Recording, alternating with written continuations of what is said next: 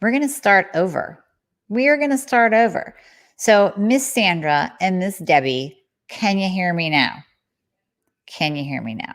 If you can't, I'm going to start all over at the beginning because all you saw was my mouth moving. And that's not very cool. Can you give me a thumbs up, Debbie, Sandra? Can you hear me now? We're going to find a different platform to do these lives on because we have had technical difficulties like crazy. Now you guys can hear me. Patty, are you feeling my pain? Are you feeling my pain with StreamYard right now? Deep breath, starting over. Today, we are talking about the highly debated topic of intermittent fasting. So I get multiple questions from patients, from viewers, from listeners. Should I fast? Should I not fast? I have hypothyroidism. I heard it's bad. I heard it's good. What are the pros? What are the cons? So we are going to break down everything there is to know about intermittent fasting, time-restricted eating, and you are going to determine whether or not you should do it because my answer to the question to fast or not to fast is a yes, a no, and a maybe. So we have to figure out whether or not it is right for you. So let's first start with intermittent fasting, time-restricted eating. So at any given point of the day, think about it. You can either be eating or not eating. You can be feasting or fasting. And when we eat, our body goes through a process where it has to break down that food and raise insulin levels and take the nutrients out. And in that process, it naturally spikes our insulin. It secretes insulin to push those nutrients into the cell. And in doing so, it raises your glucose levels a little bit. So anytime you eat, you have that process happening. When you are in a fasted state, all body processes are at rest. So digestion gets a break, your pancreas gets a break from pumping out constant insulin, and your body can actually do other things such as repair cells and lower inflammation and burn body fat for fuel. Now, just because I said that, don't jump on the I'm going to go fast kind of train. It may not be right for you, and we're going to go over the contraindications or the times that it is right and it's not right. So bear with me, grab your notebook and take some notes. Intermittent fasted, time-restricted eating. It looks different for different people. Some people will just simply start with 3 meals a day, meaning taking out the snacks. If we go back to the 90s, the early 2000s, we were taught that you have to eat every 2 hours to keep your metabolism up. Keep that fire burning. It's like throwing logs on a fire. Well, as time goes on, we start to look at, hey, what does the body actually do when we eat every 2 hours? So we eat, the pancreas secretes insulin rises, glucose rises, body is in kind of a fat storage mode. It's using energy, but what if there's excess energy? What if your insulin and blood sugar hasn't come down from the last 2 hours when you ate that snack before? Remember the days of leaving the gym and slamming a protein shake before you went to the gym, slamming one after you went to the gym, making sure that you had all your meals packed, because at that 2 hour mark, you better grab your next meal and put some food down your mouth because you want to keep that fire burning. Well, now we know that's not the case. That's not the best way to go about things, especially for those of you with insulin resistance. So every time you eat, pancreas secretes insulin goes up. You're insulin resistant, your cells can't take it up anyways. Now you have excess insulin, high blood sugar, excess insulin, high blood sugar, inflammation, fat storage, and you're on this roller coaster, crazy hamster wheel cycle that you can't get off of because you keep feeding your face every 2 hours. So that's a myth. That myth of eat 6 times a day, I want you to throw it out the window, forget about it, no matter who you are. Hypo, Hashi, no hypo, insulin resistant, no matter what, you do not want to be eating 6 times a day.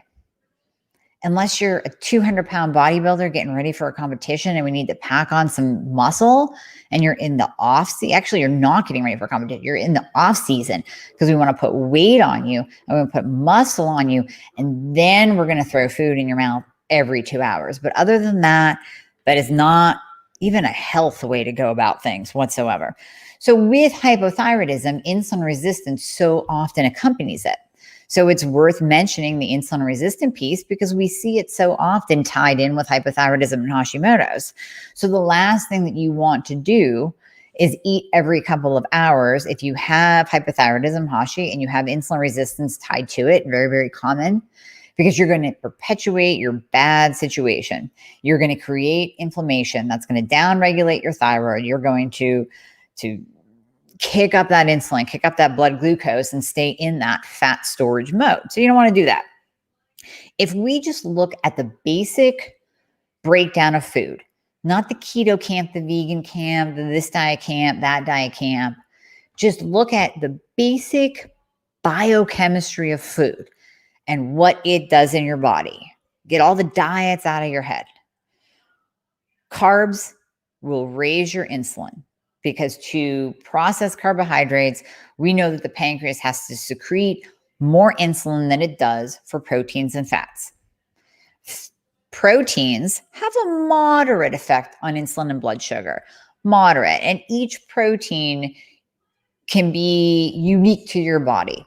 So you might get a little bit more of a blood sugar rise with, let's say, chicken than you do with white fish. So that's an individual basis, but in general, proteins moderately affect blood sugar and insulin levels. Fats do not. Pure fats. I don't mean peanut butter. I mean like a pure fat. Coconut oil, heavy whipping cream, and avocado. Well, avocado has a little bit of protein. So that'd be like right in between the protein and the fat. Fats do not spike insulin whatsoever. They do not spike insulin. So that's just basic biochemistry. And if you think about that, you keep that in mind as we're talking, you'll understand better of why we say maybe you start with small intermittent fasting windows. Maybe you start with a fat fast because you're not getting the insulin spike. The goal with intermittent fasting is to keep insulin low. The fastest way to age is to raise your insulin. So if you want cancer and diabetes and Parkinson's and Alzheimer's and some wrinkles, keep your insulin levels high. Keep eating every 2 hours and make sure it's a carbohydrate meal. Definitely, you'll get there really quickly. So the fastest way to age is by keeping your insulin high. Dr. Pompa says, he's a mentor of mine. He says, for those of you who listen to him, Dr. Dan Pompa, he says, don't eat less often. So there's your starting point for whoever you are. Hypo, Hashi, normal, insulin resistant, non-insulin resistant, just the average Joe. Don't eat less, but eat less often. Again, don't pump food into your body every 2 hours. Let's start with just space. Take out the snacks. Let's go back to that old school way of 3 squares a day. Remember that? Breakfast, lunch, and dinner. Not carrying around a protein bar and a protein shake and nuts and seeds and keto fat bombs and cheese and crackers and cookies and pumping that into your body in between breakfast, lunch, and dinner. Let's just go back to breakfast, lunch, and dinner. So don't eat less often. Start with 3 meals a day. Cut out the snacks. Here's how I tell people to naturally begin incorporating intermittent fasting into your life and doing it by listening to your body. So I will ask you, when do you stop eating at night? Usually most people will say, around 8, 9. Now, let me say, I don't care when you stop eating. Don't lie to me and say, I stopped by 7 because that's what we're supposed to do. No, you don't have to. If you want to eat something good that is blood sugar stabilizing, that is high in good fats, that is moderate in protein and low in carbohydrates before you go to bed because you want that nighttime snack when you're watching Netflix, that's cool with me. That's fine. So let's be honest with each other. I eat till late. I'm more of a late eater than a morning eater. So my last meal, I'll use myself then. If you're not going to be honest with me, I'll use myself. My last meal is 9 p.m., let's say. And then I wake up in the morning, and we'll get to your coffee question in a second. I wake up in the morning, I have coffee. Sometimes it's black. Sometimes it has heavy whipping cream, half and half, organic half and half. And then I will not eat again until usually at least 11. So that is a natural 14-hour fast. That's not even thinking. That's just listening to my body saying, are you hungry? Are you not hungry? Is it real hunger? Is your tummy just a little bit growling, but it's not really hungry where I need something? That is a natural fast. And a lot of times when I ask people that, even if you're going 9 to 9, guess what? You're intermittent fasting for 12 hours because most of that you're sleeping. So that's a very easy way to start easing into incorporating in intermittent fasting into your life. The benefits, again, we go over them, like we said in the beginning. It includes giving your organs and your bodily systems a break, reducing inflammation, stimulating autophagy, which is like a spring cleaning of your cells. It actually ends up helping inflammation and helps your skin. At the cell level for the thyroid, it helps to clear out the sludge so you don't have cell resistance to thyroid hormone. So autophagy is great, but you don't have to overdo it. Just because I'm saying the benefits does not mean you have to go overboard. We'll talk about the contraindications in a second. So one thing you can do, go natural 12-hour fast. 3 meals a day during the day, breakfast, lunch, dinner. Making sure that you're getting a lot of nutrients and you're getting the adequate amount of calories, even though we don't count calories, the adequate amount of calories because we don't want you to be too low in each of those meals. Then you can start just kind of easing your way. If you're at a 12, then maybe your next step is 14, and that might be a challenge, and that might take you a couple of months to do, to actually make it a full 14 hours without eating. And I don't even mean on a daily basis. The big takeaway that I will drive home throughout this talk is to listen to your body. There are days, now I just gave you my typical day. There are days where I wake up starving. There are days where I'm eating at 11 p.m. There are days where I go 8 hours and I'm eating again, just because it's one of those hunger days. Hormone changes, schedule changes, not getting enough sleep will make you more hungry the next morning. You'll wake up with genuine hunger, not just little growling stomachs, but genuine hunger because of blood sugar dysregulation. So there are times where it's not going to be perfect every day. I'm not, by no means am I telling you that I 14-hour fast every single day. Sometimes I go longer just because I get busy, or maybe I'm not that hungry. Coming back to listening to your body. Sometimes I go shorter because I'm listening to my body. And that's how I want you to start incorporating this into your life.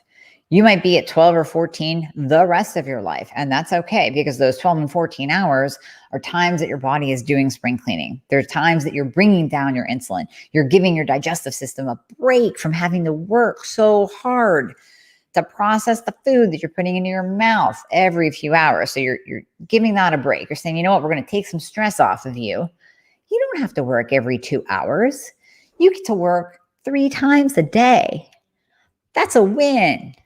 And then maybe we go even to 2 times a day. Then we start switching your meals up to where maybe that initial nighttime fast is only 12 to 14 hours, but then you have this nice break in the middle where you're eating a nice hearty breakfast lunch around 10 or 11. And then you go all the way till like 5 or 6 p.m. and have your dinner. And you have a little snack at 9, and then you do it all over again. So there are so many different ways to start incorporating this into your life and to reap the benefits. You do not have to be, let's say, narrow focused or sucked into the intermittent fasting groups that say you must do 16-8. You must do OMAD, 1 meal a day. You must do this every day, because if you don't do it every day, you're not going to get the benefits. And then you better do a 3-day fast, and you better do a 5-day fast. There are some big, big downfalls to incorporating that in if you have hypothyroidism. And there are some big downfalls to you not listening to your body. So again, the take home, listen to your body. Here's when you are not going to fast. If you are starving when you wake up, that is called listening to your body. You are actually saying, you know what, maybe I'm under stress. If you're under large amounts of stress, not a time to fast, because fasting is a somewhat of a stress on the body. So if you're already under large amounts of stress, probably not a time to fast. It will increase your cortisol. If you override your body's signals, if you wake up and you say, I'm so hungry today, but I'm a type A personality, and I'm going to get in that fast because I said I was going to do 16 hours. I said I was going to do 20 hours. I said I was going to do 24 hours, and I'm going to do it no matter what.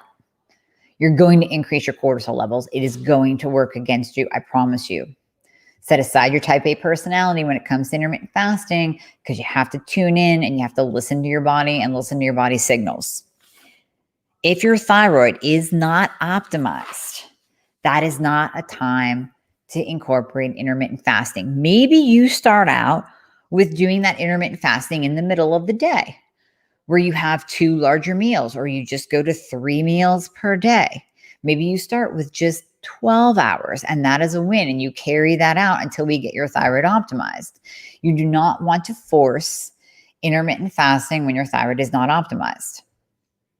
If you are severely hypoglycemic, reactive hypoglycemic, you are a hardcore sugar burner, you're probably not going to be able to fast. You are one of those people that say, there's no way I could do 3 times a day for food, because in the middle of those 3 times, I get hangry and I get lightheaded and I feel like I'm going to pass out and I get irritable and I'm going to rip someone's face off unless I get food.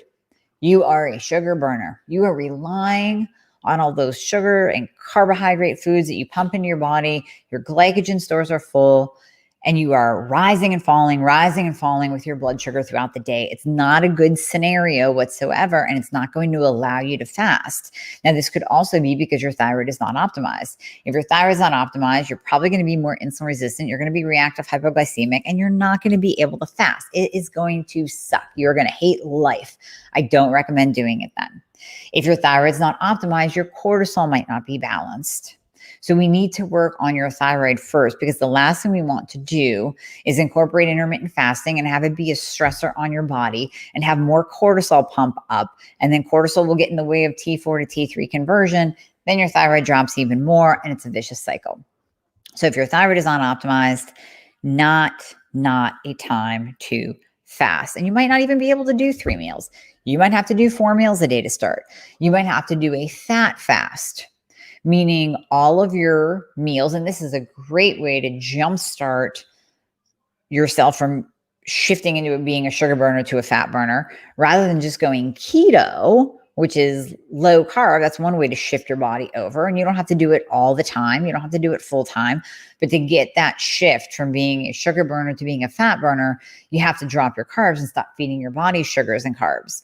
So to do that, what do you replace it with? Proteins and fats. Now, to do it quickly, you can do a fat fast, meaning you are eating literally nothing but fat throughout the day.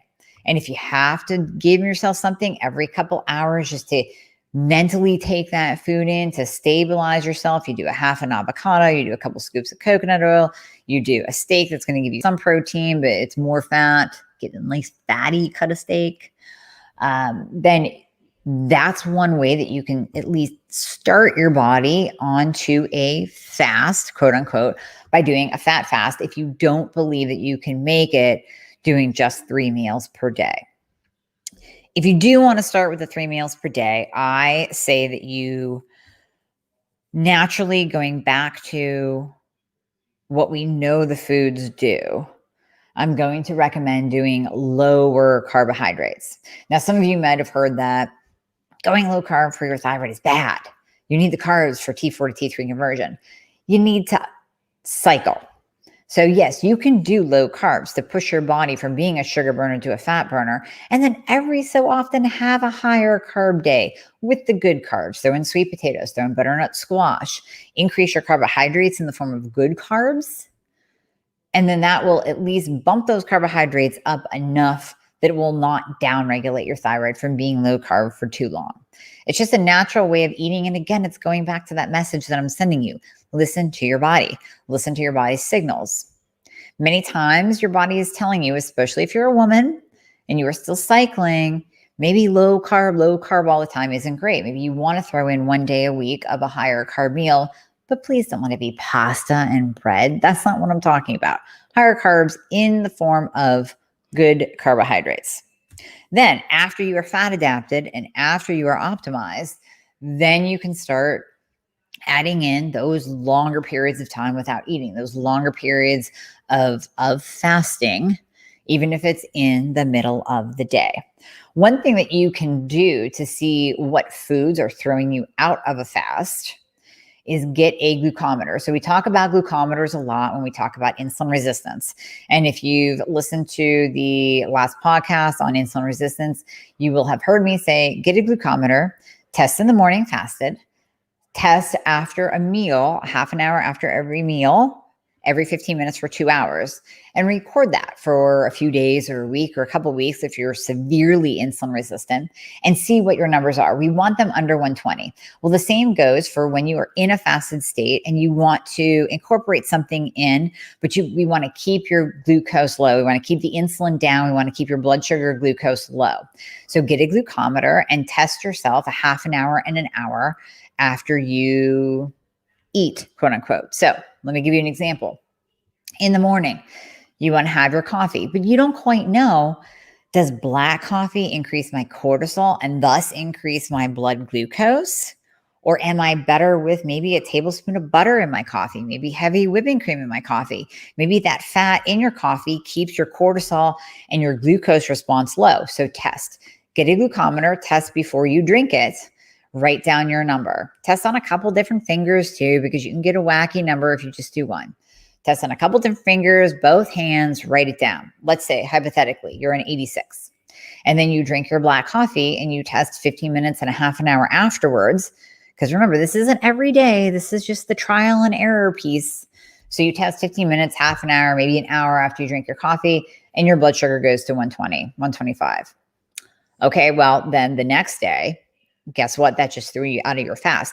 The next day, add in coconut oil, add in butter, add in heavy whipping cream, whatever you want to start with, and then do the same test. If it stays under 120, ultimately, we want you to not go above 10 points. So if you're an 86, we really don't want you to go above a 96.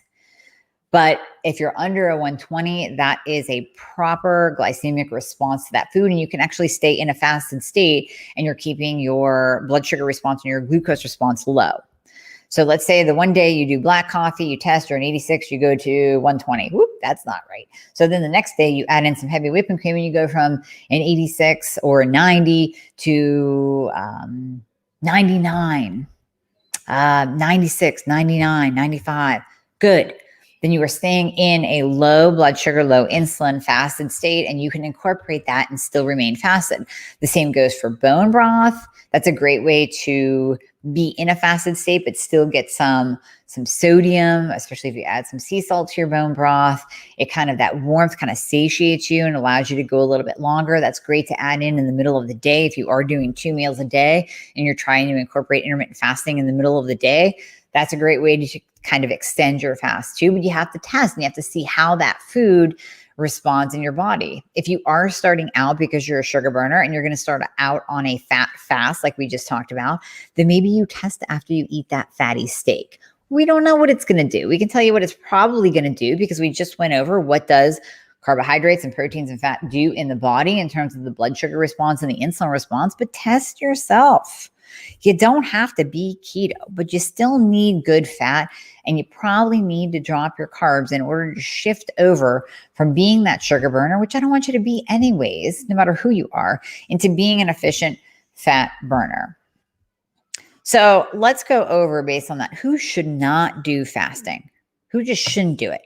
First of all, patients who have suffered, people who have suffered with eating disorders. That can be a trigger. Fasting can be a trigger, and you can get into a vicious, obsessive cycle, just like the type A's of, well, I did 12 hours this day. Now I'm going to do 14 hours, and now I'm going to be 24 hours, and then I'll try to do 48 hours. And it's almost like a subconscious excuse to not eat, and it could definitely trigger your eating disorder to come to the surface again if you have already recovered. So those with past eating disorders or present eating disorders, I do not recommend doing any kind of fasting or intermittent fasting. Reactive hypoglycemia, we talked about. If you were on that hangry roller coaster, then you need to fix your food first and get that under control before you start adding in intermittent fasting. Yes, I know you've heard that, yeah, but intermittent fasting can help me become a fat burner and can help reduce my cravings. Yeah, but it really might suck as you're doing it. Like you might be really miserable. So I suggest get the food under control. You don't want to intermittent fast with McDonald's and donuts. Get your food under control first. Then it's going to be way easier for you. I promise. I promise. So if you can't go more than a few hours without eating, you can't do a morning fasted workout. So those of you who are exercisers in the morning, you like to get up and go. It may be a cup of coffee. We just talked about that. You can test yourself. But if you like to exercise in the morning and you cannot get through a workout because your blood sugar drops and you get lightheaded and you say, I have to eat before I go to the gym, then it's time to go back to your food and fix that first and clean it up and add more good fats and lower those carbs before you start incorporating in intermittent fasting. Intermittent fasting might not be right for you if you can't even get through a morning workout in a fasted state. Severely low T3. We talked about not doing this until your thyroid is optimized.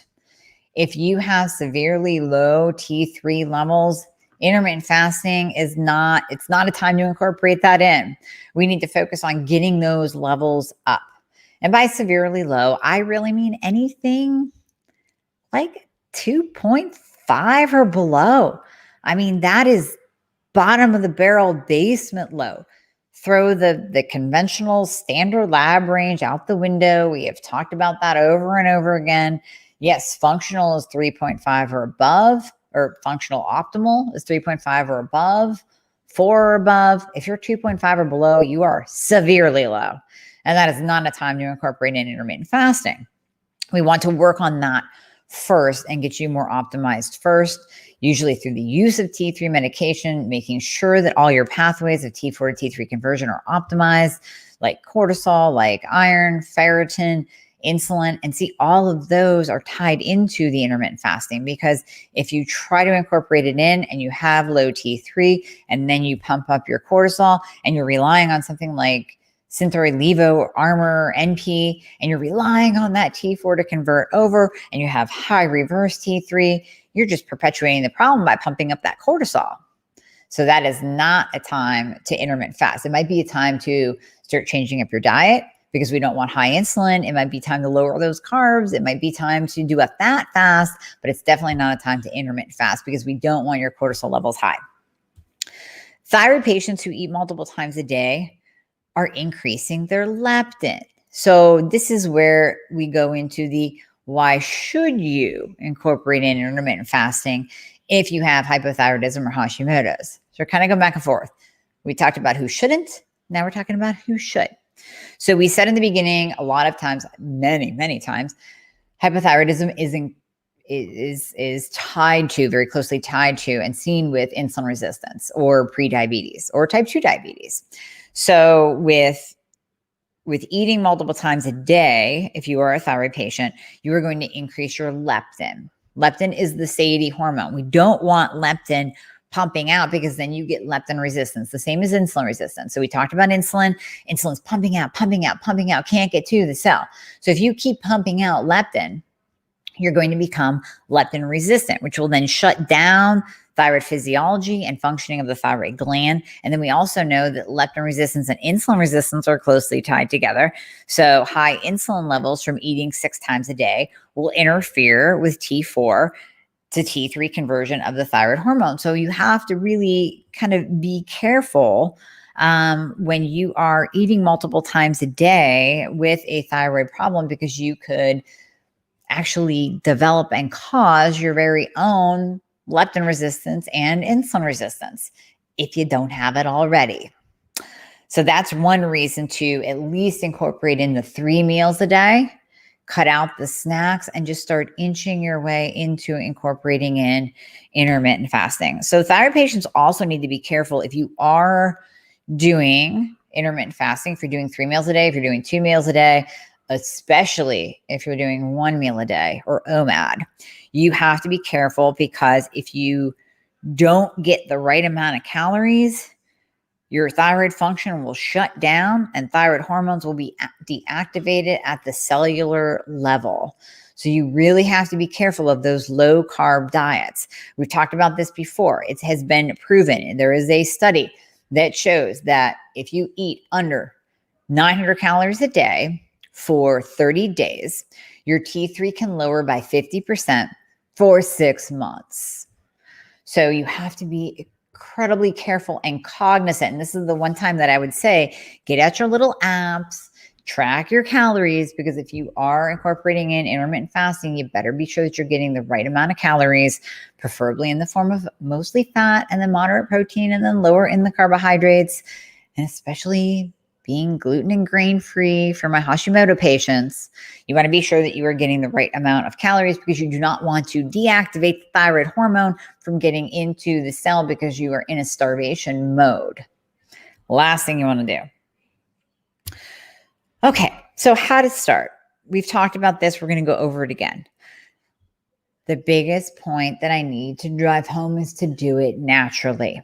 There are going to be days where, and you know these days, I know you know these days, you could eat everything in sight. Whether you're cycling, you're a woman, your hormones are fluctuating, men, your hormones fluctuate too. There could be days where you are just hungry and you want to eat everything that comes across your field of vision. Not a day to fast. If you try to force that and you go against your body's hunger signals, and I'm not saying go ahead and have a donut feast. I mean, just listen to your body, fill it with really good, nourishing foods, things that will stabilize your blood glucose levels, but satisfy you at the same time. Listen to your body, not a day to fast. If you wake up and you go, I don't know, I'm just not that hungry. I'm not really a breakfast eater. I don't really like breakfast.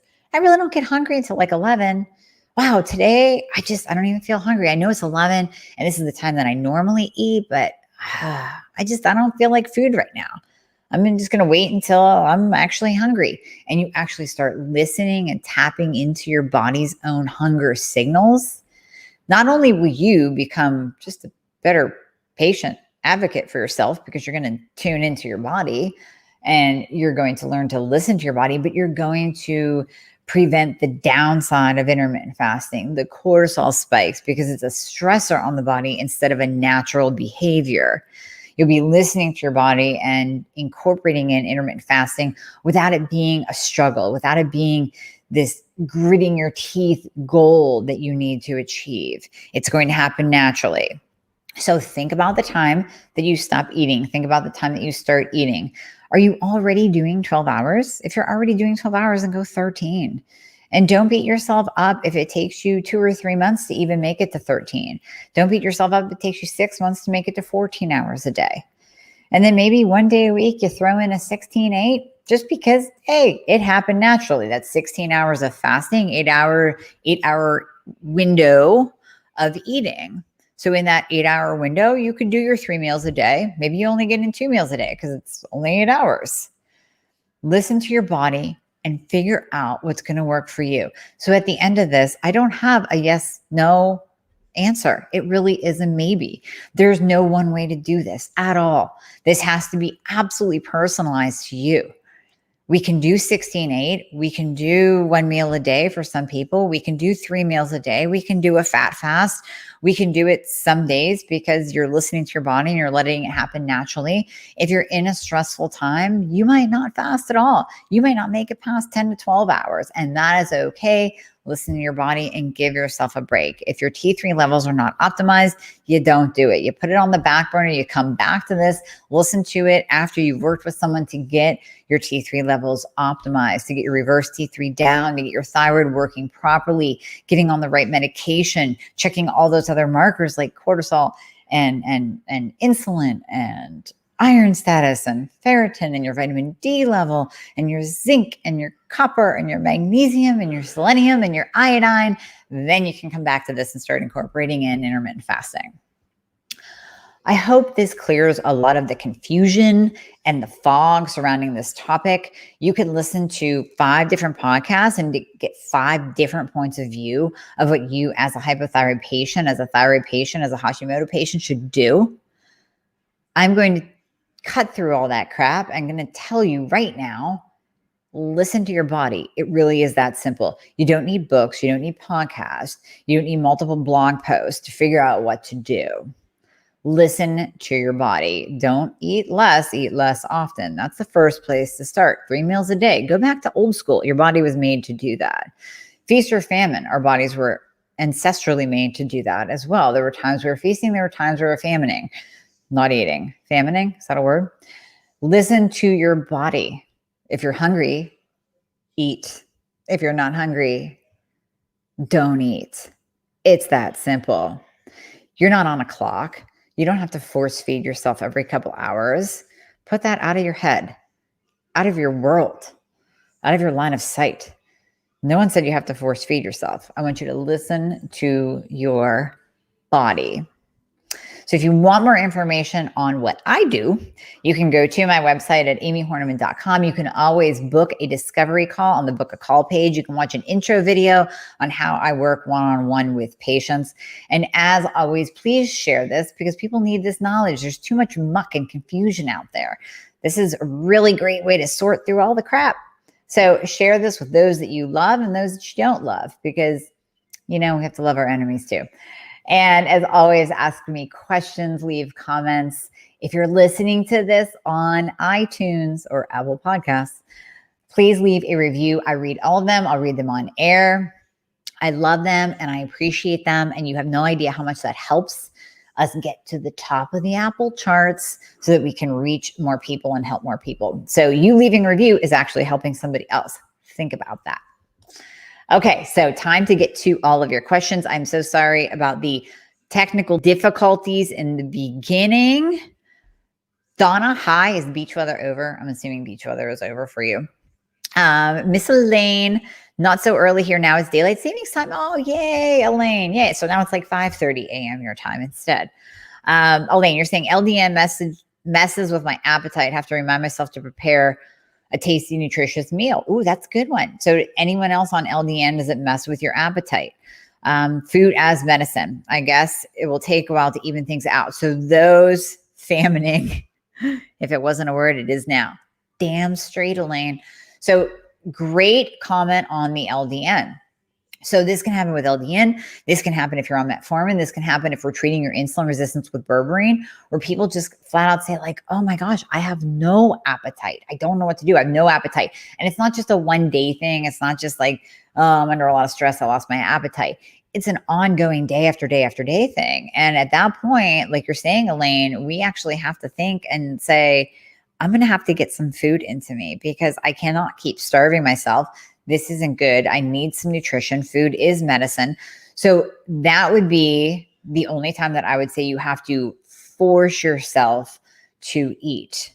Force being in quotes. You do have to feed yourself. You cannot go into a complete starvation mode because then we get back into that less than 900 calories a day. And then you're going to drop your T3. And then that LDN isn't even going to work for you because your T3 levels are too low from being under 900 calories a day because you're just not that hungry. So that is a great, great comment. Great question. Thank you, my dear. Thank you for jumping in on that. Sandra, you're saying, where can you go to find gluten-free food? Okay. Good question. Let me start at the beginning. There's gluten-free and there's grain-free. So with gluten-free foods, so gluten-free really got a bad rap and still gets a bad rap today because of the amount of gluten-free foods that you can find. You can pretty much find them anywhere. You can get them at Walmart now. You can find a gluten-free version for every single thing that is in your cupboard. So if we want to get rid of cereal, we get gluten-free cereal, and pretzels, we get gluten-free pretzels, and cookies, we can get gluten-free cookies, and bread, we can get gluten-free bread. But you're still getting processed ingredients in that gluten-free version. So you're still getting rice flour and potato starch and tapioca flour. And that can actually cross-react with some autoimmune Hashimoto patients and still cause a rise in antibody levels. It can still cause an autoimmune flare. It can still cause inflammation. So I'm really not a fan. Going gluten-free, using the gluten-free air quote foods, great first step for a crutch. So if there's one thing, if you tell me, Sandra, you are addicted to pasta and you love your pasta and you just can't imagine life without pasta, and we cut out all the other grains, like we have you start making your bread and your cookies with almond flour and they're homemade and all that as well, but you really want pasta and you have found a great gluten-free pasta that you like because it tastes like regular pasta, go ahead and have that. But I don't want you replacing every single thing in your house with the gluten-free version because a lot of the gluten-free foods are high in sugar. So you're still pumping up that insulin. You're still creating inflammation. Like I said, a lot of the gluten-free foods have brown rice flour and tapioca starch and potato starch, and it's going to pump up your insulin, but it's also going to pump up inflammation. It's going to work against you. So way back in the day when gluten-free first came out, we had a ton of people saying, well, I'm not losing weight. I don't feel any better. My joint pain's still there. I don't notice anything.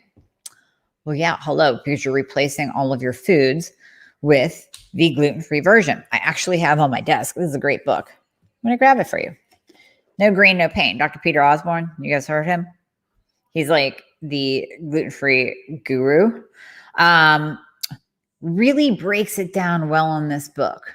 Really breaks it down to describe why you can't just rely on the crutch of gluten-free. It really has to be no grain. And this isn't just about no pain as in joint pain. It's no pain as in no pain in my ass that my Hashimoto's is flaring. No pain in my ass that I got psoriasis all over my body. It's all autoimmune conditions. He goes into general health, general inflammation, cross-reactivity of the gluten-free ingredients that are in gluten-free foods. And he gives really great life, like real life stories, real patient stories that he's had in his practice and he's seen throughout his years of practice. So I do recommend that book. What's that name again? No Grain, No Pain by Dr. Peter Osborne. Dr. Peter Osborne. He has a great YouTube page too, great Facebook page, does a lot of live videos. I recommend, following him, reading the book. Great, knowledgeable guy. Great guy. Okay. So I think we're at the end of our questions. Thank you all for jumping on. And once again, just a reminder, please share this. Share this on your page. Share it on your Facebook page. Hit the little share at the bottom. Share it on your page. Say, hey, this topic was intermittent fasting. It might help some of y'all. So listen to it. And I thank you for joining me. And as always, I will see you guys throughout the week with some really juicy videos that we'll be releasing. Go to the Thyroid Fix podcast on any podcast platform. So we're on iTunes or Apple or whatever you want to call it. We're on Spotify, Amazon, Google Play, wherever. Just type in the Thyroid Fix podcast. You're going to find my name. You're going to find my face. Subscribe to it, because then you will get all of the latest and greatest podcasts that we release on a weekly and bi-weekly basis. And I promise you, it will fill your brain with good information. And then you can always listen to it on your drive. I listen to it when I'm getting ready. I'll put it on even in the shower. So yeah, TMI, but subscribe to the podcast.